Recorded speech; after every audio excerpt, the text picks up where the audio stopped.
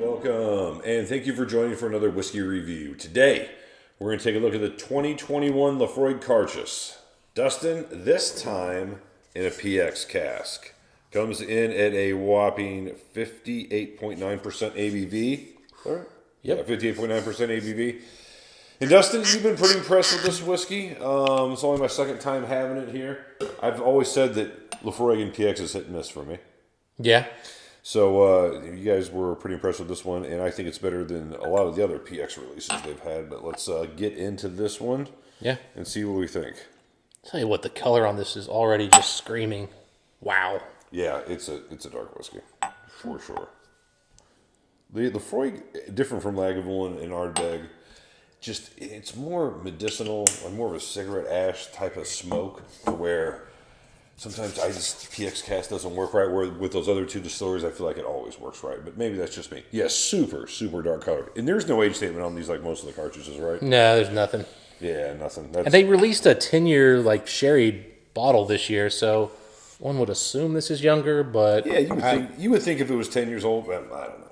Laphroaig's kind of different with that. Marketing marketing will market, right? They usually don't put. Yeah, I can't think of one time they put an age statement on a cartridge.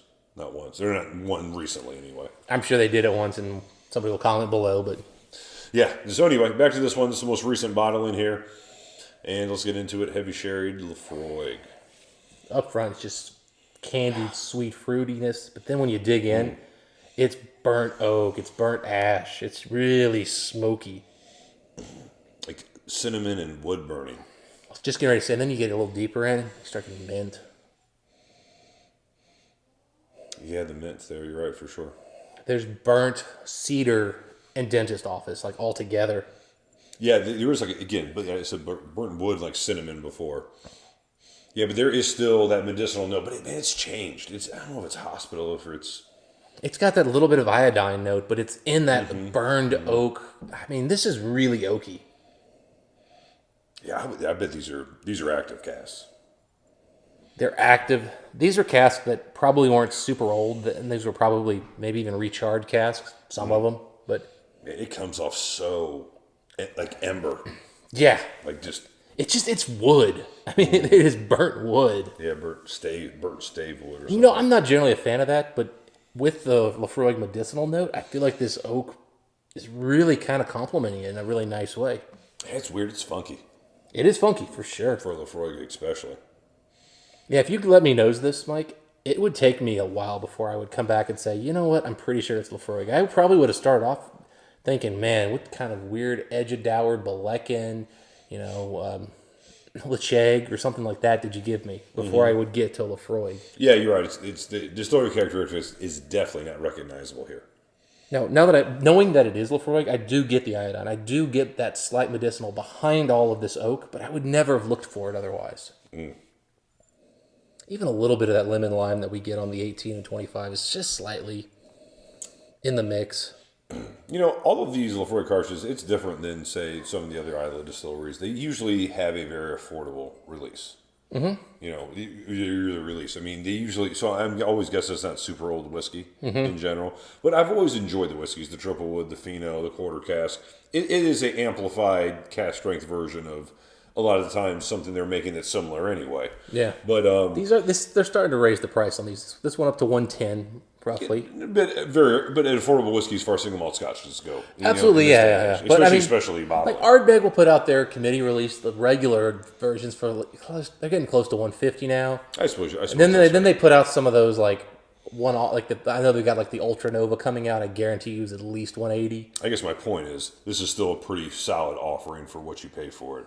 Yeah. You know, with some of the Laphroaig, this feels like, if not a first fill, again, like I said earlier, a very active cask that's a PX, which is really, man, I tell you what, that's what I said. PX casks are hit and miss with me with this particular distillery. And this one's a hit for sure. They're very much what a have or have not distillery. With PX. I mean, like all their whiskey, their pricing. Oh, for sure. Yeah, I'm with you now. No, I agree with that. I mean, they go up to lower at 150. It's now some places you can still find it for 100. Yeah, but it tops out there. And then then you don't see anything until you get to the 25. 400 plus. But even the 25 for a 25-year-old Islay whiskey cask strength, it's very affordable for what it is, and it's regularly available. Anyway, point is, they're doing a nice job. A lot of oak. Did John Campbell do this? Was this one of his final bottlings? You know, I don't know. I know he left and went to another distillery, but always been a fan of what he was able to do. Oh goodness. What do you pick up? It's PX sweetness just right off the bat. Beautiful, sweet, a little bit of chocolate. Then you get that burnt oak. Then the oak goes from like that burnt oak. There's some smoke that comes in there, some fire, some iodine, and then I get this wintergreen again. Really nice mintiness. Then I get more just kind of like chewy, like barbecued something. But it's very clean, medicinal the whole way through. Not medicinal so much, but it's very clean the whole way through. You don't start getting into some of the dirty, peaty malts. Really mouth coating, full body. Man, just hits. Like at first, man, first thing it was like meaty. It was almost like a beef tips. Like beef tips, the noodle without noodles, but it was like almost like beef tips. It was like charred at the end. Like sometimes the local city barbecue will do like those heavily charred like tips. And then it transitions into... On wood grill, right? Yeah, well, there's always that wood chip note, and then it transitions to like a super smoky, like cigarette ash Laphroaig. Mm-hmm. Like crazy cigarette ash Laphroaig. And then it kind of gets sweet again. But like the lingering note, then it kind of at the end is that like chocolate along with just that woody, just went cold wood note. Yep, Still, I've still got the just embers are still warm. Yeah, I mean, I've still got like wood, but I mean, again, I kind of think of this as a young whiskey that's super peaty, super bold. But a little off balance with a bold, over the top, kind of slightly charred sherry cask. But whereas those two things could kind of like work together and not be a good thing, instead they work together and they sort of like they hide each other's flaws and they enhance each other's strengths in a beautiful way.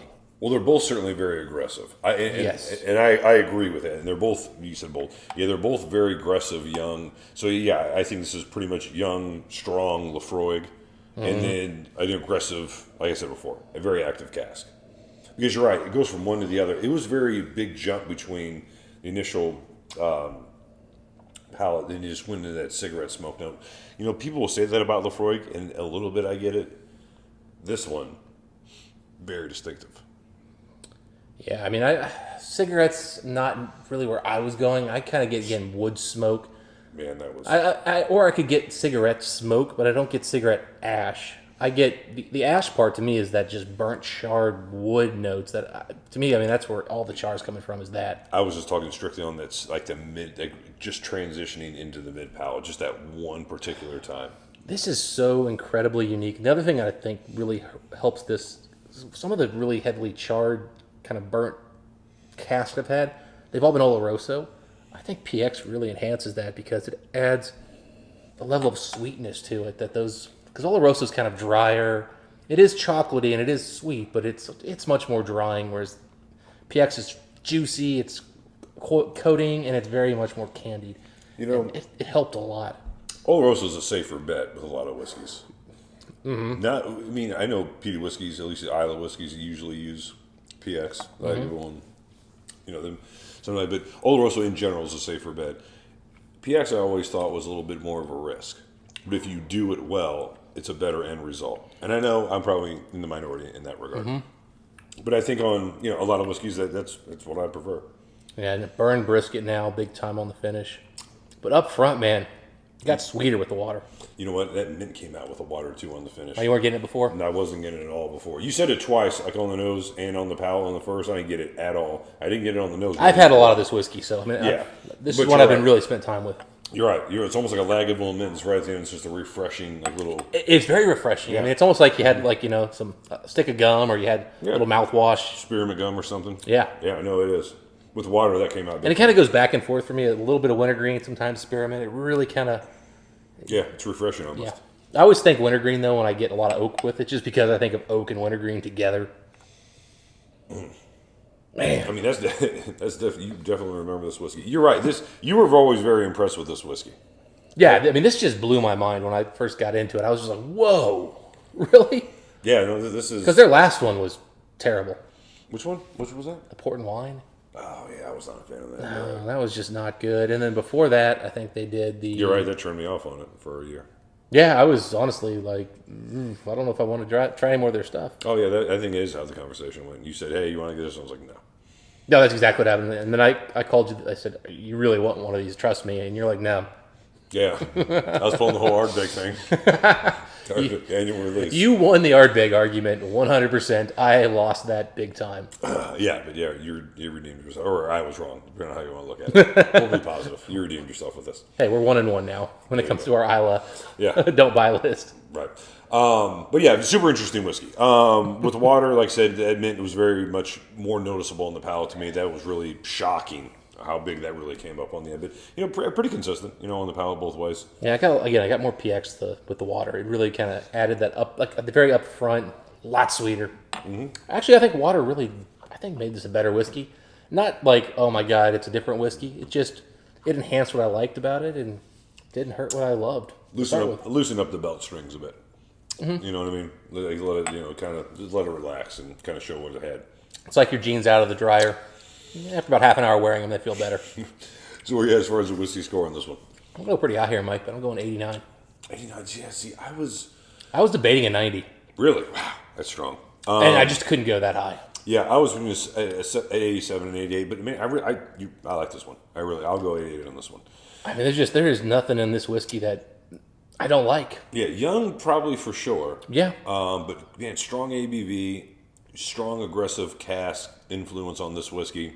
And just, man, it works well with Laphroaig. Its PX is so weird with Laphroaig. Yeah. Sometimes I like it, sometimes I don't like it at all. I would love to interview whoever, the entire team involved in this process. The person who sourced the barrels, the person who decided that it was time for these to go, and then the master blenders, and see what were they looking for? What got them here? Because this is. It's Laphroaig. You know it's Laphroaig once you've spent some time with it. Again, I would not get this blind.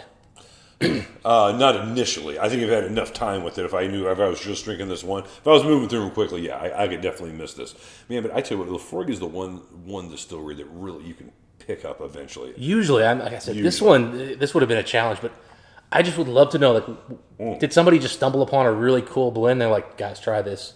Or was it they were really going for this super oaky, smoky, more barbecue, less cigarette, even though I think Mike's right, there is still some cigarette here. It's more barbecue. It reminds me more of a Lagavulin smoke than any other Laphroaig I've had.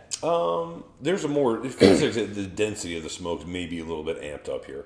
But maybe again, that PX cast maybe is adding. Well, not maybe the 16, but we've talked a couple times about Lagavulin having more of certain ones have a really wood smoke. We talk about being in Hawaii at a pig roast or something. Sure. Yeah, this one's got that kind of smoke. Yeah, this one has a very dense meaty smoke. Man. Yeah, you're right. Mint chocolate smoke. This was a good one. I've been impressed with it twice. Yeah, you're right. Good one. All right, Dustin was right this time. All right, so Dustin was at 89, or excuse me, Dustin, it was an 89. I was in an 88. Very, very good whiskey, especially for what the prices of this one. If you're a Laphroaig lover or just heavily sherried, peated whiskeys in general, this is an interesting one to try. It really is. Anything else you want to say about this one, Dustin? If you guys find any more of these, let me know, because I can't find any more, and I want another bottle. Yeah, I was sleeping on this one, and you bought a bunch of them, 3 or 4. Man, I should have bought some more. I saw this up for auction. I don't know. Anyway. This one, actually, what would you pay for this, by the way? Let's say you were looking at auction. Is this one here? Yeah, would you go 150? Yeah. Would you go 200? Maybe. To have one, yes. To have multiples, no. Yeah, that's kind of where I'm at. Yeah. I think this is probably worth about $200 if it's your first bottle and you really want it. Eventually it will be soon, I'm sure. If it's not already. Right, I know. Anyway, those are our thoughts on the whiskey. If you guys have had a chance to try this one, let us know what you think. Dustin, until next time, what do we wish the folks? Happy drinking. We'll see you next time.